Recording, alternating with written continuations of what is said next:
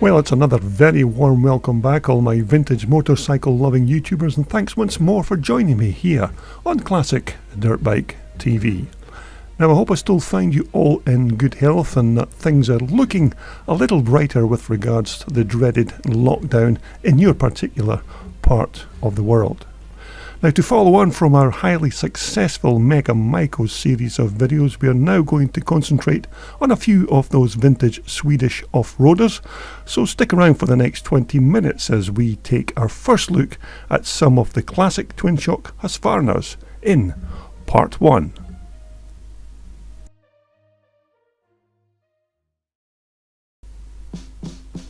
Now, our first featured machine here is Paul Leyland's lovely 1978 250, which I spotted at the Glencairn Classic Scramble, which was held in Milburn in Penrith in 2016. Now, this example from Paul is a very tidy looking bike, and apart from those American made Fox air shocks, the bike is still in pretty decent original condition, although it does look like it's had a bit of refurbishment quite recently.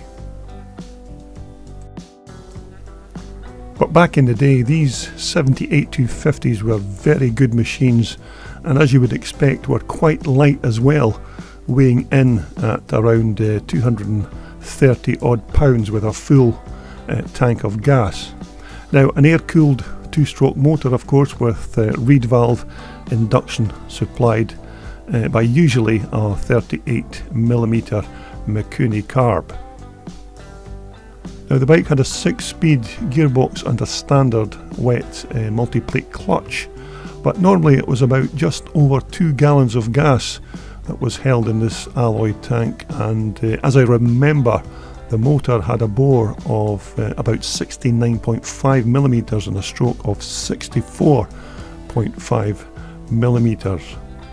Now, Paul's bike still appears to have its original expansion chamber and tailpipe, which is quite rare on a bike from 1978. Now, Husqvarna's own forks, of course, which were very good systems for that period and gave the rider about 9 inches of travel at the front end. Now, the motor cylinder, as I remember, had a pressed inliner which allowed you up to about 3 rebores before it needed replacing. Now, the bike's back brakes again were very good for their time, and magnesium was used in a lot of this bike's engine castings and brake parts.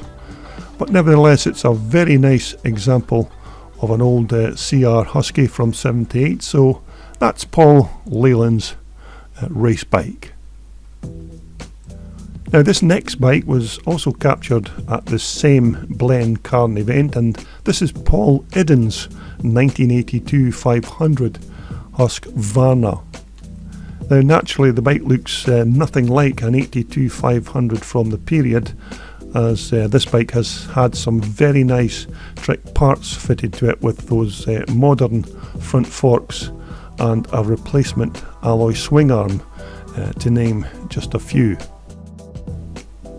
But despite that, the bike has still been quite tastefully done, even although it's not a fully authentic bike from the period. Now, these front forks certainly look heavy duty and look a lot stronger than the old Husqvarna originals. Now, I'm not 100% sure here, but I wouldn't mind betting that there's also been some fettling done on this big 500cc motor. Well, I can see at least a brand new valve block fitted to the carb. Now, the alloy swing arm is another point in question, and it looks like it could be from a later model KTM or something similar, but it all seems to fit together perfectly, and the bike surely has the look of a purpose-built racer. But at the end of the day, it's just another rider putting his own personal touch on an older 500cc machine, but I have to say it does look the business. Now, once again, another machine captured at the Glencairn Scramble in 2016. This is Darren Wilcox's big 4-stroke 500 from 19 1983. Now, some people say that these were real men's bikes, while others would just comment that they were just far too heavy to be used as a practical race bike. But there was no mistaking the power that you got from that huge single-cylinder 4-stroke motor. And if you put the right rider in the saddle of one of these big brutes, they were not slow, just a bit cumbersome if you wanted to throw them around. Single cylinder 500 of course, but with that twin exhaust port cylinder head, which had a pipe that ran down either side of the bike. But these were very reliable power plants if you kept everything in check, and they were not the easiest of motors to kick over, and you certainly needed to have the knack, although thankfully a decompressor valve in the head helps to ease the compression. But then again, once you mastered the art of firing the engine up and you got the suspension sorted front and back, these big 500s gave you a very smooth ride around the racetrack. Now, this is a view that you would have got if you were a rider following one of these 500s in a race situation. These twin tailpipes sticking out the back of the bike always look like a couple of rockets just waiting to be launched. Although as long as you were prepared to hustle these big 500s along the racetrack, they were highly competitive, although maybe not as agile as a 360 or 430 two-stroke Husky, but it was for the power that you normally chose these bikes to ride and not for their flickability. So anyway, let's see if Darren can get this big machine fired into life.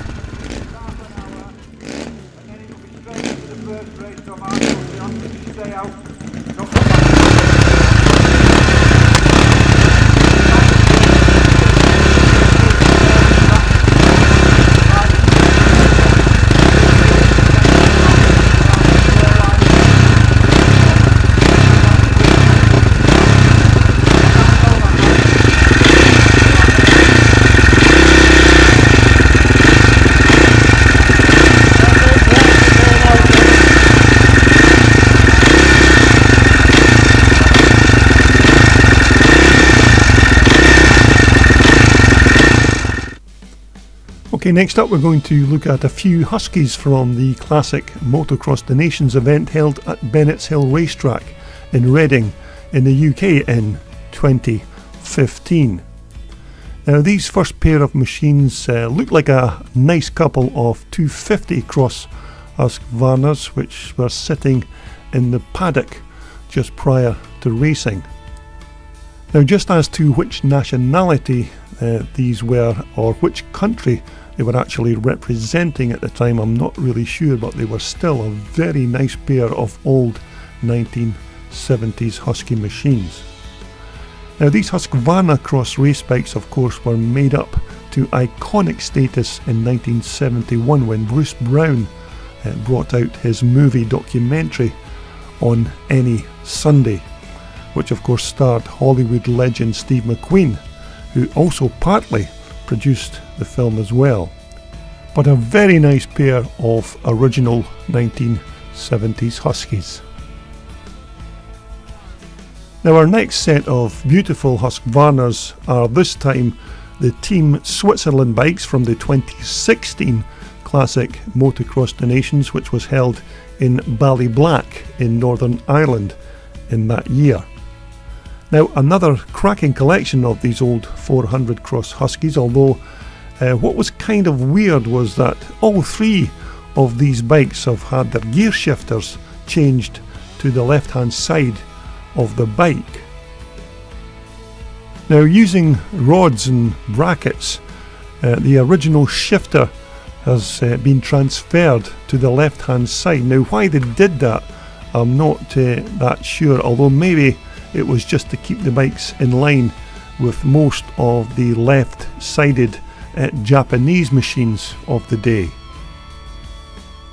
Now, I've never actually come across this conversion myself before on a Husky, although I do know that other riders who race other bikes, including Bultacos, and then jump on to maybe a Japanese Suzuki or Yamaha, where the shifters are then on the opposite sides of the bike, which as you would expect could be a bit confusing on the track if you've not got your wits about you. So I think that's one of the main reasons that riders who race different makes and models of bikes want to put all their gear shifters onto one particular side of the bike, so there's no confusion on the track. Although, as I remember, this was a fantastic weekend in Northern Ireland at that time, where we had some excellent racing on the track over the course of the 2 days, and it was great to see all the fascinating old rare vintage dirt bikes from all over Europe that had come to take part in the event. But apart from the gearbox conversions and the different rear shocks on these bikes, there's still a nice trio of Swedish Huskies. Now, I know they're not 100% original, but who cares really, because these machines will be more than 45 years old now, so it's not surprising that they don't have all their original factory fitted parts still intact. But nevertheless, it is quite rare to see even one of these cross Husqvarnas at a vintage race event these days, but to have 3 examples in this kind of near original condition is certainly a nice little treat to the eyes. Now, in this shot you can see the shifter conversion slightly better, with those threaded rods and ball joints and mounting brackets transferring the shifting of the gears to the left hand side of the bike. But these 400 Cross Huskies had great motors, and if I remember, they had a bore of 81mm and a stroke of about 76, as I recall. Now, original bikes also had a Fesma ignition system and a 36mm Bing carburetor, but surprisingly they just had a 4-speed gearbox. But as far as Steve McQueen was concerned, he absolutely loved these 400 Cross Husqvarnas, and as you know, he was pretty handy on these bikes as well when he was riding them, and many commented at the time that if Steve didn't go on to be such a big megastar in the movies, that he would almost certainly have made a top motocross racer. And of course, the word is that Steve had a decent collection of these type of Huskies in his own private motorcycle collection, and some say he actually liked riding his bikes more than the day-to-day toil of his acting. Now, okay, our next featured bike is another 400 from Sweden, and this example is Dan Axelsson's Husqvarna. Now, as you can see, this is another bike that's been personalised with different rear shocks and different front suspension, and also it looks like a change of expansion chamber and tailpipe has also been added. Now, believe it or not, this engine again has had the gear shifter conversion done. Now, whether the Swedish riders are just unable to ride these Huskies and change gears with their right foot, I'm not exactly sure, but there's certainly a pattern developing here when it comes to the Swedes and their old Husqvarnas. Now, Dan's machine has had a set of billet alloy triple clamps also fitted to his bike with these upgraded front forks. Now, I'm unsure as to the forks origins, but they do look like they're a lot stronger than the Husky originals. Now, the bike's original Husky expansion chambers also been changed on this bike, although I do recognise the alloy tailpipe, which is from PFR or Pro Form Racing. But it's certainly not easy keeping these old bikes from the 1970s fitted with their original parts, because, as you would expect, as each year passes, less and less new old stock parts become available for these bikes, so riders have to look for reasonable alternatives. Now here we can see the left hand side of the shifter conversion. It's not the prettiest looking sight as you would imagine, but nevertheless very functional. But despite the bike's non-original parts, it's still a nice looking machine, even with its different blue alloy tainted wheels fitted. But these new alloy triple clamps have definitely been custom made for Dan's bike, and they look like they are tough and strong enough to cope with whatever the bike encounters on a racetrack. Now the front brakes again look like a twin leading shoe operation, which had decent stopping power for a 1970s drum brake system. But again, this bike is just another little twist on the 400 Husqvarna cross theme. So that's Swedish racer Dan Axelson's race bike. Now next up, this was a very nice rare old Husky that I spotted at the same MXDN event, and this is German Wolfgang Buttner's old 4-stroke Husqvarna. Now if you're waiting patiently on me telling you more about the particulars of this bike, then sorry to say I know absolutely nothing about this machine other than it does look like an old 4-stroke Husqvarna. Now I'm not even entirely sure that this is a 4-stroke Husqvarna engine, as it does look very similar to one of the old 500 Jawa single motors. And so maybe some of my more knowledgeable YouTubers could fill in the blanks here with regards more information. But this old girl has certainly seen plenty action in its time, and it's carrying one or two of its old battle scars. But nevertheless, without doubt, it's a very unusual old classic racer. Now I did try and engage the owner in conversation on the day and try and gain more particulars of the bike, although unfortunately I couldn't understand a word of German, and he certainly had no chance of deciphering my broad Scottish accent, so I had to make do with just grabbing these few clips of the bike. But this old bike certainly looks like it's been well used, and it's definitely a Husqvarna model that I've never come across before. But then again, it could be another unique hybrid bike using an old Husky frame and a different type of engine. But it's certainly different and unique. So that's Wolfgang Buttner's 500 Husqvarna. Okay, our next featured bike is another 400 cross Husqvarna. Now this particular bike had actually undergone some modifications, because if I remember about this machine, the rider appeared to have some kind of disability, and the rear drum brake on this bike was changed for a hydraulic disc brake.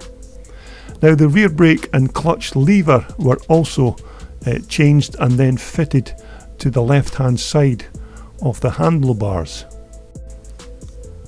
Now I don't have any particulars of the rider's disability, but it was a very unique modification, and how the rider never ever got confused with the clutch and brake while he was racing on the track is just absolutely amazing. But whatever, you have to give him huge respect for making it happen. Now this type of modification is not something that you see on an old Husky every day, but of course if it meant the difference between the rider getting the use of his race bike or not racing at all, then I say well done to that man. Now you can see here the modern style disc brake that was fitted to the bike. It was more than likely done because the disc brake needed less force to operate and had more stopping power than your older drum brake system. Now although this is not an original machine from the 1970s, but I think it's more important that these older bikes are kept on the track and not locked away in someone's workshop where no one can see them. So maybe you've got an old classic tucked away somewhere under cover, so why not just get it out on the track where we can all have a look at it. Now, okay, to conclude our part 1 in this new series of classic Twinshock Husqvarnas, we're going to check out John Porteous's 430 CR machine. Now back in the day and even here in 2020, these were and still are pretty awesome bikes for an open class Twinshock racer. Again, a single cylinder 2-stroke machine, of course, which as I remember had a bore of 86mm and I think a stroke of about 74mm. Now a 6-speed gearbox and a 6-plate wet clutch was also fitted on these 430s. Now the expansion chamber on these 82 Husqvarnas, this was a radical brand new design for this particular model. And also back in the day these bikes would have had the alloy wheels and Trelleborg tyres fitted with a 17-inch rear wheel and a 21-inch up front. Now I had an 83 500 CR as a race bike back in the day, and as I remember these Husqvarna seats were very comfortable. Now the standard Husky forks in this here gave the rider just short of 12 inches of travel, and I think officially it was about 11.8, but it was still decent for an early 1980s bike. Now a good quality pair of Falcon piggyback shocks on John's bike here, although I'm not sure if the alloy tailpipe is the original. But these 430 power plants were good motors and quite light as well, with the use of magnesium in the casings, although still a nice looking example once again, but more importantly still being used as a good weekend racer. So just to finish off, let's see if we can just get John to fire her up.